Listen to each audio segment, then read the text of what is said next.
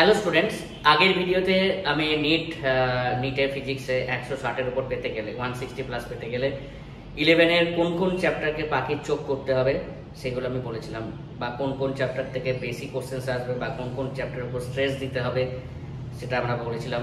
বা তার আগের ভিডিওতে আমি বলেছিলাম যে কীভাবে পড়াশোনা করতে হবে, কতক্ষণ প্র্যাকটিস করতে হবে, কীভাবে PYQ সলভিং করতে হবে। এই সেশনে আমি যেটা বলবো সেটা হচ্ছে ক্লাস 12-এর কোন কোন চ্যাপ্টারকে আমাদের পাখির চোখ করতে হবে যাতে 160+ স্কোর করতে পারিস। প্রথমেই যেটার কথা বলবো আমি সেটা হচ্ছে মডার্ন ফিজিক্স, কারণ এই মডার্ন ফিজিক্স থেকে কিন্তু আমাদের 6 থেকে 7টা কোশ্চেন্স আসবে। এই 6 থেকে 7টা কোশ্চেন কিন্তু একদম ফর্মুলা ডিপেন্ডেন্ট কোশ্চেন, কোনো এদিক ওদিক ঘোরানো থাকবে না।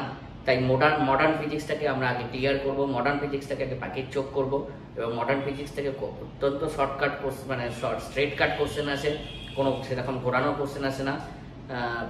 তাই মডার্ন ফিজিক্সটা একদম ফর্মুলা বেস কোশ্চেন আসে, তাই ফর্মুলাগুলো লিখে লিখে আমরা কালেক্ট করব, বারবার প্র্যাকটিস করব। তাই মডার্ন ফিজিক্সটাকে আমাদের পাখির চোখ করতে হবে, যেখান থেকে মিনিমাম 6 থেকে 7টা কোশ্চেন পাবে, মিনিমাম 6 থেকে 7টা আমি কিন্তু মেনশন করছি। তারপরেই যেটা আমরা করব সেটা হচ্ছে ইলেকট্রোস্ট্যাটিক্স।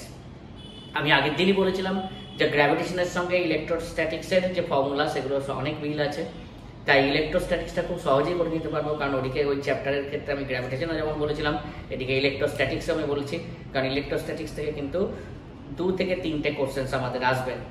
তারপরে যেটা করব ইলেকট্রোস্ট্যাটিক্স মানেই যেটা আমার এসে যাচ্ছে ক্যাপাসিটারের যে সিরিজ প্যারালাল কম্বিনেশন, তার সঙ্গে রেজিস্ট্যান্সের বা যে কনসেপ্ট টোটালি এক, জাস্ট খালি সিরিজ প্যারালাল ক্যালকুলেশনটা উল্টো।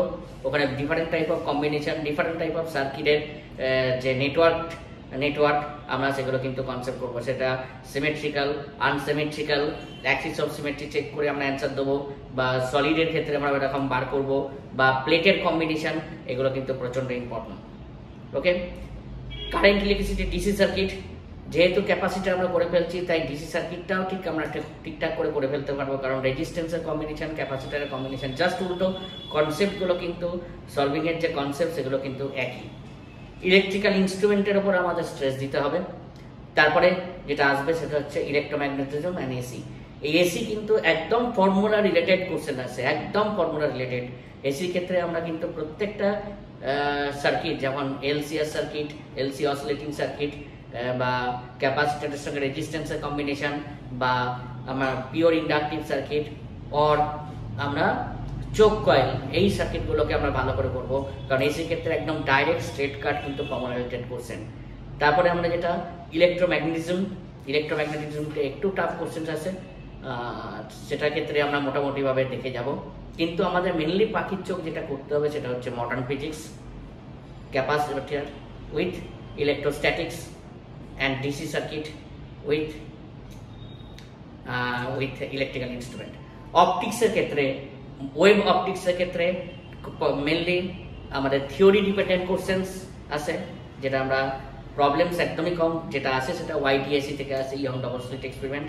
আর বাকি অপটিক্সের যে চ্যাপ্টারগুলো সেগুলো কিন্তু অপটিক্যাল ইনস্ট্রুমেন্ট। অপটিক্সের ক্ষেত্রে সব থেকে important chapter optical instruments and lens, এই দুটো চ্যাপ্টার থেকে আমাদের ভালোভাবে দেখে যেতে হবে। তাহলে আমি আরেকবার রিপিট করছি, মডার্ন ফিজিক্সকে আমাদের মেন জোর দিতে হবে, ইলেকট্রোস্ট্যাটিক্স উইথ ক্যাপাসিটার।